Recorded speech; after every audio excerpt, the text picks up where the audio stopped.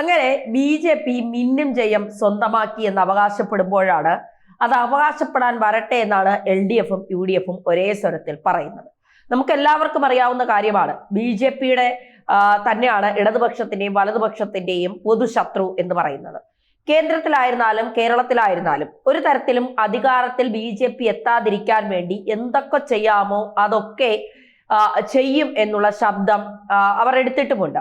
ഇരു പാർട്ടികളും മുന്നണികളും അത് മുന്നോട്ട് കൊണ്ടുപോകുന്നുമുണ്ട്. അതുകൊണ്ട് തന്നെ തിരുവനന്തപുരത്ത് വളരെ വലിയ വിജയം സ്വന്തമാക്കിയ BJPയെ താഴെ ഇറക്കാൻ അവസാന കച്ചിത്തുരുമ്പിലേക്ക് കടക്കുന്നു LDFും UDFും എന്നാണ് സൂചന. ഇനി പാലക്കാടാകട്ടെ സമാന അവസ്ഥയാണ്. കേവല ഭൂരിപക്ഷത്തിന് അടുത്തെത്തി നിൽക്കുന്ന BJPയെ വളരെ എളുപ്പത്തിൽ താഴെ ഇറക്കാം, നമുക്ക് കൈ കൊടുക്കാം എന്നാണ് ഇടതുപക്ഷവും UDFിനോട് പറഞ്ഞിരിക്കുന്നത്. ഇത്തരത്തിൽ 2 നഗരസഭയിലും കോർപ്പറേഷനിലും നടത്താനായി തീരുമാനിച്ചിരിക്കുന്ന സർജിക്കൽ സ്ട്രൈക്കിന്റെ വിവരമാണ് ഈ അവസരത്തിൽ പുറത്തു വരുന്നത്. എന്നാൽ ഇതിൽ ലാഭം കൊയ്യുന്നതാകട്ടെ പൊതു സ്ഥാനാർത്ഥിയായി നിൽക്കുന്ന സ്വതന്ത്രനായി നിൽക്കുന്ന ഒരു വ്യക്തിയും. തലസ്ഥാന നഗരത്തിൽ BJPയുടെ ഭരണത്തെ ഏത് വിധത്തിലും തടയിടാൻ വേണ്ടി ഇടതും വലതും കച്ചമുറുക്കി ഇറങ്ങി എന്ന വാർത്ത നേരത്തെ തന്നെ പുറത്തു വന്നതാണ്. 100 സീറ്റുകളിൽ 50 സീറ്റ് സ്വന്തമാക്കിയാണ് NDA BJP തലസ്ഥാനം കൃത്യമായി പിടിച്ചെടുത്ത് അവരെ കരുത്ത് തെളിയിച്ചത്. 29 സീറ്റുമായി LDFും 19 സീറ്റുമായി UDFും എണ്ണിക്കഴിഞ്ഞു. എന്തായാലും വോട്ടെണ്ണൽ കഴിഞ്ഞപ്പോൾ എന്താണ് വരാൻ പോകുന്നത് എന്നുള്ളതൊക്കെ കൃത്യമായി മനസ്സിലാക്കി.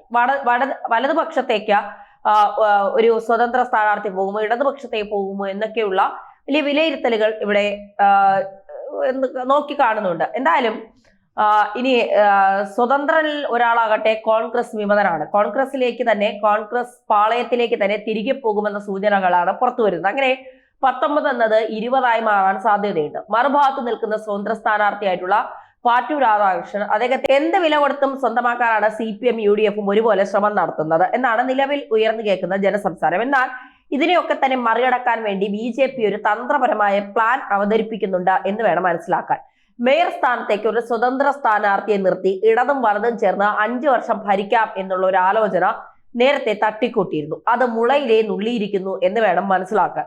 ശിവൻകുട്ടി അടക്കമുള്ള മന്ത്രിമാർ ആദ്യമേ തന്നെ BJP ഒരു തരത്തിലും തലസ്ഥാനത്തേക്ക് അടുപ്പിക്കില്ല. പ്രത്യേകിച്ച് അഭിമാന പ്രശ്നം, ഭരണസിരാ കേന്ദ്രം, അതായത് ഈ പറയുന്ന മന്ത്രിമാരൊക്കെ തന്നെ താമസിക്കുന്നത് BJP ഭരണത്തിന് കീഴിലാകുമ്പോൾ ഉണ്ടാകുന്ന അവസ്ഥ ഇതൊന്നും സഹിക്കാൻ കഴിയാത്ത ഒരു രീതിയിലേക്ക് പോകുമെന്നും അതുകൊണ്ട് ഏത് വിധേനയും BJPയെ താഴെ ഇറക്കാൻ എന്ത് നെറികെട്ട കളിയും കളിക്കാം എന്നാണ് CPM പ്രവർത്തകർ ഇതിനിടയിൽ പറഞ്ഞിട്ടുണ്ടായിരുന്നത്. BJP ഭരണത്തിൽ നിന്ന് മാറ്റി നിർത്താൻ ശ്രമിക്കുന്ന തരത്തിലുള്ള ചില പരാമർശങ്ങൾ മന്ത്രിയുടെ ഭാഗത്തു നിന്നും ഉണ്ടായിരുന്നു. പക്ഷേ NDA അല്ലെങ്കിൽ LDFുമായി UDFുമായി സഹകരിച്ച് ഇനി എന്തായിരിക്കും സംഭവിക്കാൻ എന്നുള്ളത് ഒരു ചോദ്യം തന്നെയാണ്. കാരണം 6 മാസത്തിനകത്ത് നിയമസഭാ തെരഞ്ഞെടുപ്പുണ്ട്. അതിൽ ആർക്കായിരിക്കും മേൽക്കൈ, അത് UDFിന് മേൽക്കൈ ആയാൽ രണ്ടുപേരും ഒരുമിച്ചുള്ള ഒരു എങ്ങനെയായിരിക്കും എന്നുള്ളത് ഒരു ചോദ്യചിഹ്നമാണ്.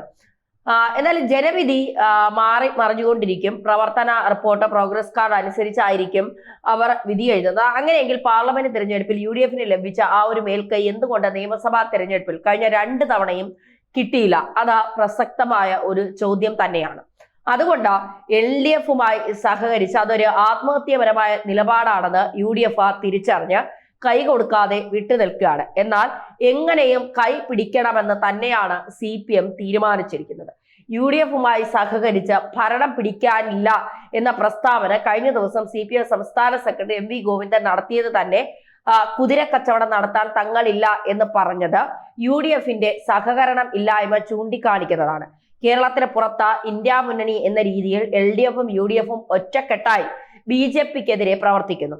അത് ശരി, ജനങ്ങൾ അത് ആദ്യം ബുദ്ധിമുട്ടായിരുന്നെങ്കിലും ഇന്നത് അംഗീകരിക്കുന്നുണ്ട്. പക്ഷെ കേരളത്തിൽ ആ രഹസ്യധാരണ, ആ ബാന്ധവം അതൊരിക്കലും അംഗീകരിക്കുന്നതല്ല, അംഗീകരിക്കാൻ കഴിയുകയുമില്ല എന്നുള്ളതാണ് ഇവിടത്തെ നമ്മുടെ നിലവിലെ രാഷ്ട്രീയം. അതായത് ബൈപോളാർ പൊളിറ്റിക്സിൽ നിന്ന് ഇനി ഒരു 3ാം മുന്നണി എന്ന രീതിയിൽ BJP വളർന്നു വരുന്നതിലെ ഫ്രസ്ട്രേഷനും ആ മത്സര ബുദ്ധിയും തന്നെയാണ് ഇടത് വലത് മുന്നണികളുടെ ചങ്കെടുപ്പ് വർദ്ധിപ്പിക്കുന്നത്.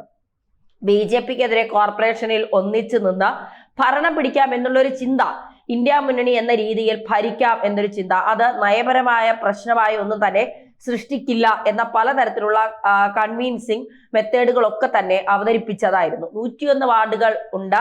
100 തിരഞ്ഞെടുപ്പ് നടന്ന് ഇനി 2 സ്വതന്ത്രന്മാരിൽ ഒരാൾ UDF വിമതനായതുകൊണ്ട് തന്നെ ഒരു സ്വതന്ത്രനെ ഇരു മുന്നണികളും ഏറെ ചിലപ്പോൾ ഏതെങ്കിലും സ്ഥാനത്തേക്ക് പിന്തുണയ്ക്കാം, ഭരണം പിടിക്കാം എന്ന പ്ലാൻ ആയിരുന്നു മുന്നോട്ട് ഉണ്ടായിരുന്നത്. എന്നാൽ ആ വെല്ലുവിളികൾ എന്തൊക്കെയെന്നുള്ളത് മനസ്സിലാക്കിയാണ് നിലവിൽ UDF പിന്മാറി എന്ന് വേണം മനസ്സിലാക്കാൻ. പക്ഷേ എന്തൊക്കെ കരുനീക്കം നടത്തിയാലും BJPക്കെതിരെ ഒരു പദ്ധതി ആസൂത്രണം ചെയ്താലും LDFിനൊപ്പം ചേർന്ന് കഴിഞ്ഞാൽ 6 മാസം കഴിഞ്ഞ് നടക്കുന്ന നിയമസഭാ തെരഞ്ഞെടുപ്പിൽ അത് വലിയ തിരിച്ചടിയായി തന്നെ മാറും. ഒരു പക്ഷേ അതിന്റെ നേട്ടം കൊയ്യുന്നത് BJP തന്നെ ആയിരിക്കും. ഇതിനേക്കാൾ ദയനീയമായ സ്ഥിതിയിലേക്ക് കാര്യങ്ങൾ പോയേക്കും. അതുകൊണ്ട് ആ ഡീൽ അവസാനിപ്പിച്ചിരിക്കുന്നു. അതിന്റെ ആഘാതം കുറയ്ക്കാൻ വേണ്ടി മറ്റു മാർഗങ്ങൾ എന്തെങ്കിലും സ്വീകരിക്കാമെന്നാണ് നിലവിൽ കരുതിയിരിക്കുന്നത്. പോയത് പോട്ടെ, ഇനി പോകാതിരിക്കാനുള്ള ശ്രമം നടത്തുക. BJPക്ക് തടയിട്ടു എന്ന ഒരു ഗുണഫലം CPMന് ലഭിക്കുമെന്നല്ലാതെ UDFിനെ സംബന്ധിച്ച് ഒരു ഗുണവും ചെയ്യാത്ത ഒരു ഡീലാണ്. അതുകൊണ്ട് തന്നെയാണ് അത്തരം ചർച്ചകൾ ഉയർന്നു വന്ന സാഹചര്യത്തിൽ തന്നെ അത് അവസാനിച്ചത്. നഗരത്തിലെ 4 മണ്ഡലങ്ങളിൽ മാത്രമല്ല, ജില്ല ഒട്ടാകെ UDFിനെ സംബന്ധിച്ച് ഇങ്ങനെ ഒരു നീക്കം നടത്തി കഴിഞ്ഞാൽ അത് കനത്ത തിരിച്ചടിയായി മാറും. അതുകൊണ്ട് ചർച്ചയ്ക്ക് പോലും നിൽക്കേണ്ടതില്ല എന്ന് പറഞ്ഞുകൊണ്ട് പിന്മാറുകയാണ്. ഇനി പാലക്കാട് നിയമസഭയിലാകട്ടെ നഗരസഭയിലാകട്ടെ ഭൂരിപക്ഷം കിട്ടണമെങ്കിൽ 27 സീറ്റ് വേണം.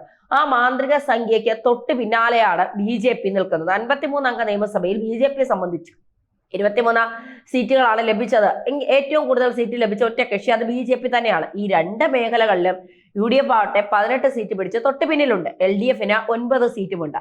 ഇരു മുന്നണികളും ചേർന്ന് നിന്നാൽ വേണമെങ്കിൽ BJPയെ തറ പറ്റിക്കാം എന്നൊരു ചിന്ത ഇപ്പോൾ മനസ്സിലുണ്ടായിരിക്കുകയാണ്. കാരണം 27 സീറ്റിലേക്ക് ഇരു മുന്നണികളും ചേർന്ന് എത്താൻ കഴിയും. ഒരു തൂക്ക് സഭ എന്ന രീതിയിൽ കാര്യങ്ങൾ കൊണ്ടുപോകാം. ഒരു സീറ്റിലാകട്ടെ സ്വതന്ത്ര സ്ഥാനാർത്ഥി വിജയിച്ചിട്ടുണ്ട്. ഇനി ഏറ്റവും ശ്രദ്ധേയമായ ഒരു വിഷയം 48ാം വാർഡ് പള്ളിപ്പുറം. അവിടെ മുന്നണി സ്ഥാനാർത്ഥികളെ ഒക്കെ തന്നെ സ്വതന്ത്രൻ വെട്ടിവീഴ്ത്തിയ ഒരു കാഴ്ച ഉണ്ടായിരുന്നു. MM അഷ്കർ എന്ന ഒരു സ്വതന്ത്രനാണ് അവിടെ മത്സരിച്ചത്. 10 വർഷമായി തുടരുന്ന BJPയുടെ തേരോട്ടം അത് അവസാനിപ്പിക്കാൻ വേണ്ടി തന്നെയാണ് നിലവിൽ CPMും അതുപോലെ തന്നെ UDFും ശ്രമം നടത്തുന്നത്. അതിൽ തുറുപ്പ് ചീട്ടായി ഇനി എന്താണ് മാറുക ആ കാര്യമാണ് ഉറ്റുനോക്കുന്നത്. ഏറ്റവും വലിയ ഒറ്റക്കക്ഷിയായി BJP മാറിയാലും സ്വാഭാവികമായ ഭരണം അത് അവർക്ക് ലഭ്യമാണ്. പക്ഷെ ഭരണം തുടങ്ങിയ ഒരു ഘട്ടത്തിൽ വെച്ച് ഇത് പൊളിഞ്ഞു പോകാനുള്ള സാധ്യതയുണ്ടോ എന്ന സംശയങ്ങൾ അടക്കം BJP അലട്ടുന്നുണ്ട്. നിയമസഭാ തിരഞ്ഞെടുപ്പിന് 6 മാസം മാത്രം ബാക്കി നിൽക്കുമ്പോൾ UDFിനെ പുറത്തു നിന്നെങ്കിലും പിന്തുണച്ചാൽ നേരത്തെ പറഞ്ഞതുപോലെ ഇരു മുന്നണികൾക്കുമുള്ള പരിമിതിയും തിരിച്ചടിയും ഒക്കെ തന്നെ വലിയ തോതിൽ കോട്ടം തട്ടും. ഇനി മറിച്ചായാൽ BJPക്ക് അത് വലിയ രാഷ്ട്രീയ ആയുധമായി മാറും. ഈ സാഹചര്യത്തെ എങ്ങനെയും മറികടക്കുക, അതല്ലാതെ മറ്റു മാർഗങ്ങൾ നിലവിൽ മുന്നിലില്ല. അങ്ങനെ സജീവ ചർച്ചയായി തന്നെ ഈ കാര്യങ്ങൾ കൊണ്ടുപോവുകയാണ്. എന്തായിരുന്നാലും കുറച്ച് ദിവസങ്ങൾക്കുള്ളിൽ ഇതിന്റെ വ്യക്തമായ ഒരു ചിത്രം പുറത്തു വരുമെന്ന കാര്യത്തിൽ സംശയമൊന്നും തന്നെ ഇല്ല. അത് നമുക്ക് കാണാം. എന്തായാലും രണ്ടാമത്തെ ഏറ്റവും വലിയ കക്ഷിയായ കോൺഗ്രസിന്റെ കോട്ടിൽ തന്നെയാണ് പന്തിപ്പോഴും. കോൺഗ്രസ് തീരുമാനിക്കും പോലെ തന്നെയായിരിക്കും എന്താകും എന്ത് വേണം എന്നുള്ള കാര്യങ്ങൾ എത്തിച്ചേരുന്നത്. അതിനിടെ തിരിച്ചു പിടിക്കാൻ കഴിയാത്ത വിധത്തിൽ വിശ്വാസ സമൂഹത്തിന്റെ പിന്തുണ നഷ്ടപ്പെട്ടതാണ് തദ്ദേശ തെരഞ്ഞെടുപ്പിൽ ഉണ്ടായ പരാജയ കാരണം എന്നുള്ള വിലയിരുത്തലിലേക്കൊക്കെ CPM കടക്കുന്നുണ്ട്. എന്തായാലും BJPയെ താഴെ ഇടാൻ അല്ലെങ്കിൽ അടിച്ചു തുരത്താൻ CPMും UDFും ഒരുമിച്ചാകുമോ എന്നുള്ളതാണ് നോക്കുക. അങ്ങനെ ആയാൽ ഒരുപക്ഷെ നിയമസഭാ തെരഞ്ഞെടുപ്പിൽ അത് ഇരു മുന്നണികൾക്കും വലിയ തിരിച്ചടിയാകുമെന്നുള്ള കാര്യത്തിൽ സംശയവും വേണ്ട.